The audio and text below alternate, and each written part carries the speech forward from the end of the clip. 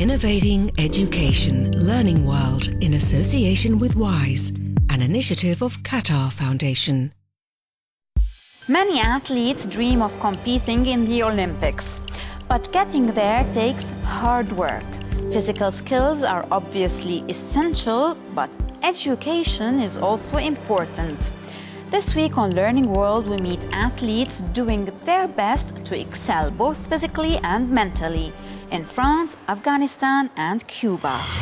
Ysaora Thibus was thrilled to be selected for the French fencing team competing in the London Olympics. But she also aims to excel at studying economics. To achieve both her dreams, she is also studying at a prestigious center in Paris. Let's meet her now.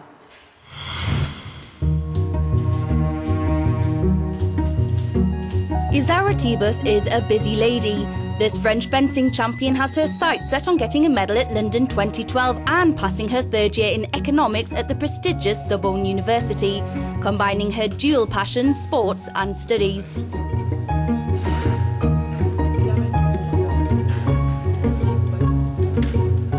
I love studying and I love fencing, but you can't do just one or the other. So there has to be a balance. There you go.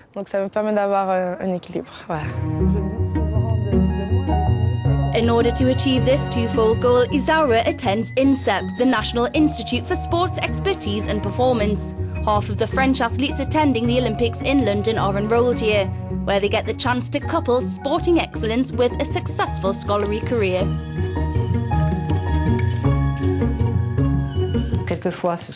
Sometimes there are projects that can be implemented in INSEP because it has in-house training, and sometimes it's with external partners, such as universities, engineering schools, business schools, architecture schools, and so on. So we set up individualized programs, so each athlete gets what they want. Ysaora juggles her fencing training at INSEP with driving lessons on top of her courses at Sorbonne. And with exams and competitions to contend with, homework and revision is yet another battle for our young athlete.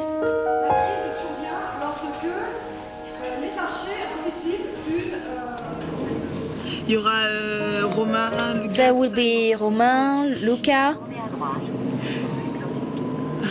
They're still studying. Okay, thanks, kisses. We'll have to meet to talk about the dissertation too. Have you started yet? No, me neither. INSEP makes sure students train for 15 to 20 hours a week, so they're on top form for London 2012. They're also regularly examined at uni, all the while being closely monitored by a study coordinator.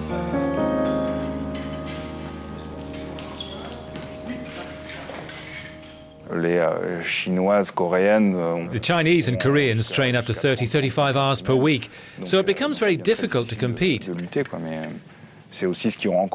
for students like Ysaora to reach the top, they have to make sure to strike the right balance between studying and sport. In fencing, an electronic device lets off a signal when you've been hit. For Ysaora, the sport is her life. I dream about sports, it's normal. I dream about winning, but mostly progressing to the maximum level and not to have any regrets in what I do. And it's the same thing in college. I'm not sure what I'll do, but I know I don't want to have any regrets in life, so I really just go for it.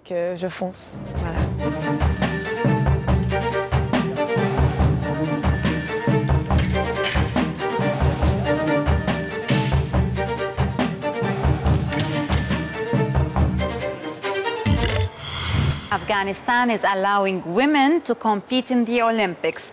We met one of them during training and she explained why she believes that education is still her best bet for a better life.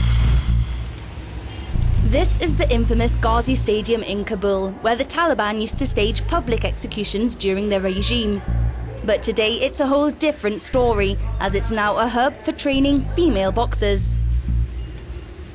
The female national boxing team started up in 2007. Now 30 girls give it their all every day for a very special sporting event. I am very proud because I established this team, and this team belongs to the Afghanistan National Olympic Committee, and I am coach for this one. The best among these young athletes will compete in London 2012, but for some of them, even the most gifted ones, boxing isn't a full-time occupation. 18-year-old Shogufa is passionate about boxing and has been training since she was just 14. Of course I love to box, but in the morning I have to go to my private lessons. Then I go home for lunch. I leave at 1 for my training here and I come back home at 4 or 5 in the afternoon. For these girls, education is still the priority, especially since most of their mothers are still illiterate. But studying and boxing is a tiring combination. Shogufa is among nearly 140,000 others hoping to get a place at university, but on average only 41,000 will pass their exams. There are 4 different answers to a question and you have to choose the right one. The test to enter university is very hard because there are a lot of people who want to pass and get in. It's for one day all over the country.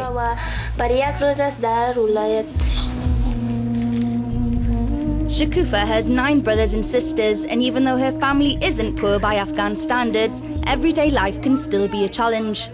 It costs about €125 a month for Shogufa's boxing and private lessons, but her mother supports her all the way. It's difficult. We do our best in order for our daughter to become somebody. She has a good brain, she's intelligent, she looks after herself. She does her studies well and also does her chores. Last year, Shogufa travelled to Turkey for a boxing competition and dreams of one day becoming a professional boxer. But if it doesn't work out, she's happy to try something else, as long as she gets to see the world while she's doing it. At this school in Cuba, they believe that athletes should be highly competitive, not only physically but also mentally. So all their Olympic competitors have to reach high educational as well as sporting standards. The idea is that intelligent athletes present a good image of the country. Let's have a look.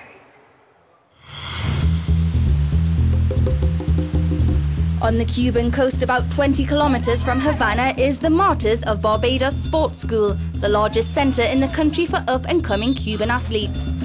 But the preparation for those future sports stars isn't just physical.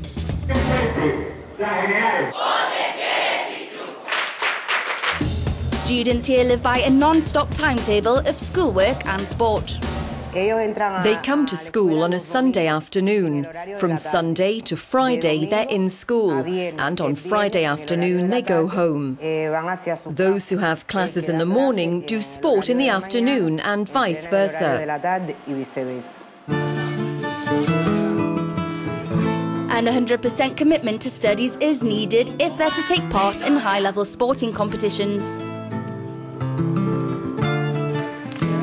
For the women's volleyball team, the training starts in the morning. During the filming of this report, even though the players still weren't sure if they qualified for the Olympics, their efforts never faltered. But sadly, it wasn't meant to be. When we play in tournaments, we have to make up our school hours. When we get back, the teachers allow us to get notes from what happened in the classes.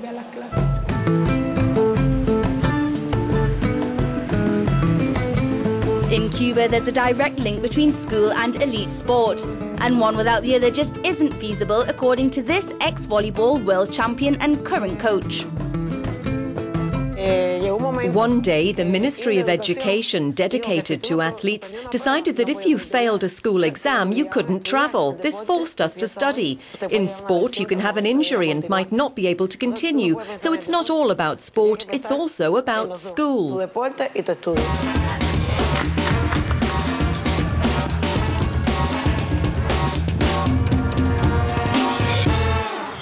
The debate on our Facebook page about teaching philosophy to young children has been very lively, with lots of differing opinions.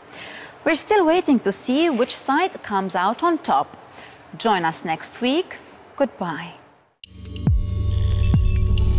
Learning World in association with WISE, an initiative of Qatar Foundation.